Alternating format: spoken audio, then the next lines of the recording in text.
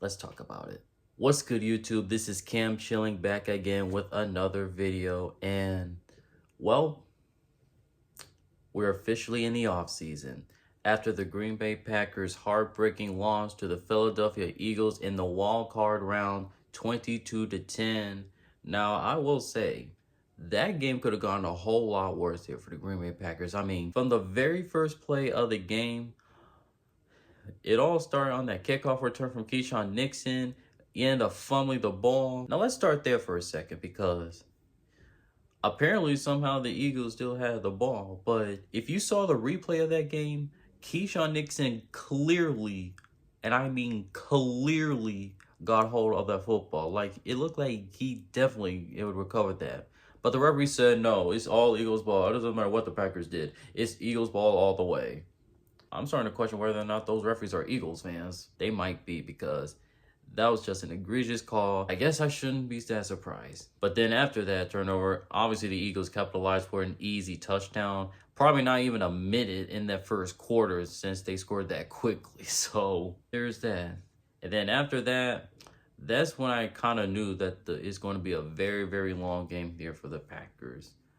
But the fact that the Packers were down just 10-0 throughout the entire first half, that tells you how much that defense played their butts off. Now, yes, obviously the Eagles defense was great against the Packers, but that Packers defense, I gotta clap it off for that Packers defense, man. I mean, they played their butts off. They did everything that they could. I mean, it was definitely wasn't going to be easy defending against that Eagles offense with Saquon Barkley and all those weapons that they had with A.J. Brown and Devontae Smith. Jalen Hurts, who was coming back from that concussion he suffered 3 weeks ago. We knew it was going to be a very tall task for the Packers defense, and they definitely did enough to try to slow down that Eagles offense. So I got to clap it off for that defense. But the offense, special teams, coaching, besides Jeff Hafley, but also coaching, it was not it.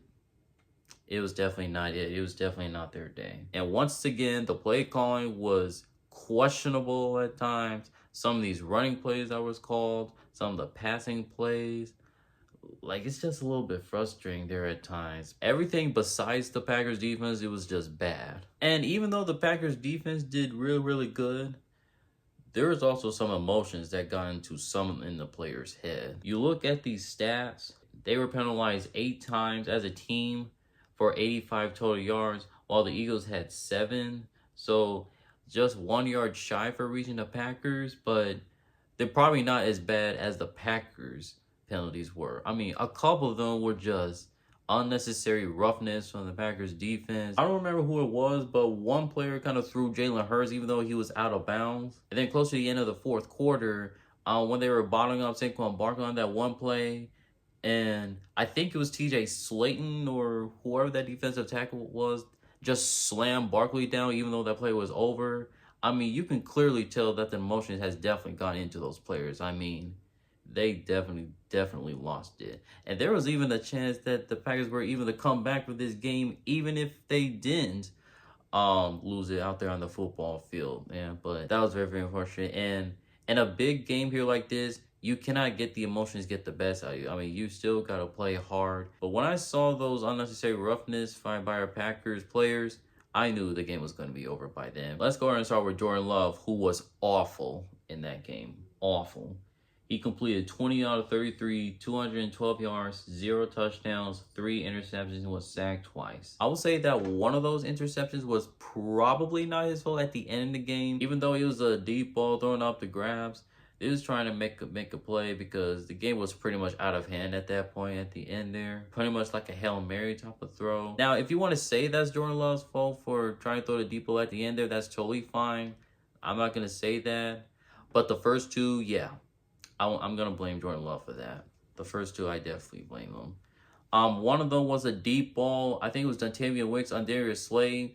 Wicks was never open on that play. I mean, Darius Slay read it the whole entire way. It almost looked like that ball was going for Darius Slay there on that play. I didn't like that decision at all. There, just go ahead and go for the easy throws. Just trying to take some time off the clock. trying to make the drive more manageable, take some easy throws. So that's it. Just don't throw any deep balls in there. Just go for the checkdowns. But obviously that didn't happen, of course. And then the other interception, which I really didn't understand what that was. I mean, that ball was literally thrown right into the defender, Zach Bond, a former Wisconsin Badger, by the way. Shout out to him. In case you guys didn't know, I'm kind of a Wisconsin Badgers fan, even though I don't watch a lot of college football. But the Wisconsin Badgers are pretty much my college football team here. But anyway, that throw that was literally aimed for Zach Bond. I'm not sure exactly who Jordan Love was looking for on that play, but it landed right into the linebacker Zach Bond's hands, and that was a bad throw. It was definitely not a good game for Jordan Love at all. But that doesn't mean I'm have concerns for Jordan Love. Now, sure, he can be reckless numerous of times with a lot of interceptions, which has been the thing for the past couple of seasons now. Early in the season, for the past 2 seasons, early in both of those seasons, he's been looking up and down. He can make some good plays, some good touchdown passes, but he can also throw some bad interception and make some bad decisions there. So consistency has been a bit of a problem for Jordan Love. So I hope he can fix those problems in there, but I have no doubt he will. I'm confident he'll do that. Now, if his recklessness continues to be a problem here for Jordan Love, then we can come back and say, like, okay, maybe this is starting to become a problem here for Jordan Love. But I still have confidence here in Jordan Love. He's still young. He's still trying to learn on his way here in the NFL. I'm still confident in Jordan Love as our starting quarterback. It was just not his game in the playoffs, and probably for this season. But regardless, I still have faith in Jordan Love. In terms of the running game, Josh Jacobs, he probably could have had some more carries in the game, but in fact, he definitely should have had more carries, because even though they were down 10-0 in the first half, I would still give him some more carries, because I think he was the only one who showed up for the Packers offense here today. I mean, 18 carries, 81 yards, and a touchdown. If he would have had more carries, he probably would have had 100. He also had a couple of catches in there as well, as 3 catches for 40 yards. As you look at the wide receivers, Jayden Reed was the leading receiver before he got injured, unfortunately. 4 catches for 46 yards. Dontavian Wicks, 2 catches for 39 yards. Yeah, it was just not the game here for this wide receiver score. And it's not just Jayden Reed who got injured. Romeo Doubs also got injured.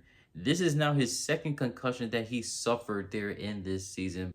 But I think it was just the fact that Jordan Love just threw to him in double coverage, which there was no reason for him to do so. I mean, that led to him having that concussion. I mean, that was just bad, man. I just don't understand why he decided to throw that. Just throw the ball away.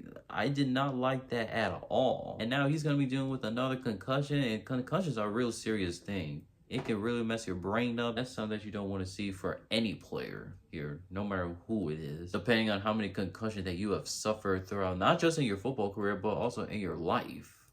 That is a serious thing. Obviously, as I said before, the Packers' offense did not look very, very good. Now, the Eagles' offense looked a little bit better, but it also did not look great either. I mean, Jalen Hurts, he completed 13 out of 21, 131 yards, 2 touchdowns. Got sacked twice in the game. He was able to make the throws that he needed to make. Now, you can see there was still a little bit of rust in there from Jalen Hurts, but he probably didn't have to do much out there, because that Eagles defense definitely did their part against the Packers offense, that Jalen Hurts didn't have to do much of anything. In terms of the running game, Saquon Barkley, 25 carries, 119 yards. It was obviously going to be a challenge for the Packers defense to slow down Saquon Barkley, and even Jalen Hurts got in some action too in terms of running game, with 6 carries for 38 yards. And overall as a team, the Eagles ran the ball 34 times for 169 yards. And more about the Packers defense. This used to be the defense who usually does not do well against the run. Now, obviously, you look at these stats, it obviously wasn't great, but we knew it was definitely going to be a big challenge there anyway. But looking into the season, now last season, the 2023 season, they were one of the worst rushing defenses in the NFL. I think they ranked like 28th or something like that.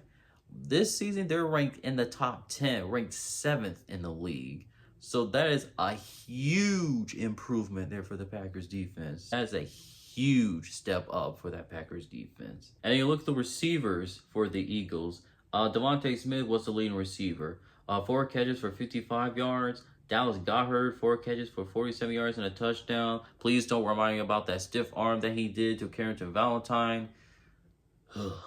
I couldn't stand to look at that. I mean, that was just embarrassing. Jahan Dotson, former Commander, or should I say Redskins. He was the one who caught that touchdown after that fumble cause on the special teams. A.J. Brown, 1 catch for 10 yards. He even saw on the sideline reading a book. He was just in there like, Now, I'm curious what kind of book A.J. Brown was reading. Imagine if the book here says, how do you make a quarterback throw to your best wide receiver at all times? Maybe that's the title of his book, probably, if you know what I'm saying. So, yeah, it was obviously disappointing to see that the Packers ended the season the way that they did.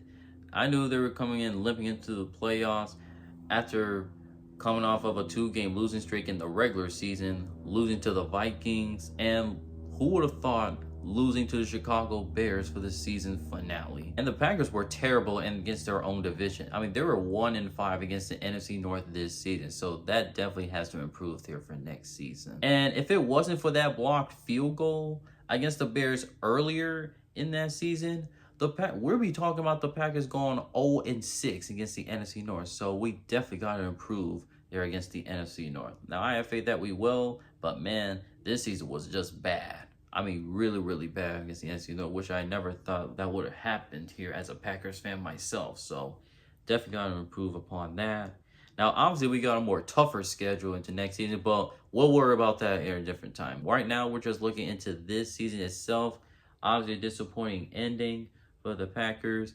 Now, we still got a bright future up ahead of us. I mean, this is still a very, very young team. We got a ton of cap space now since we got rid of Aaron Rodgers. I think we have like 60-something million cap space. So hopefully we can get some good players coming inside.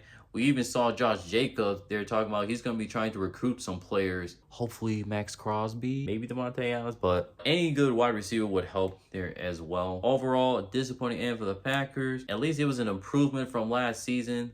We won 9 games last season, and then this year we have won 11. Now this season we lost in the wild card round, and last season we lost in the divisional round in a good game against the 49ers, but this wildcard game obviously wasn't it, but I still have faith in this Packers team. We're going to be coming back stronger and hungrier as a Super Bowl contender. So we shall see what happens when it comes into this offseason and throughout the NFL draft and the training camp into next season. And who knows, maybe next year will be our year. But there you go. Those are my thoughts on the Packers-Eagles wildcard game. What are your thoughts about this game? You can put your comments down below. I would love to know. If you enjoyed this video, make sure to like, comment, and also please subscribe. And until next time, this is Cam chillin', and I am signing off. Peace.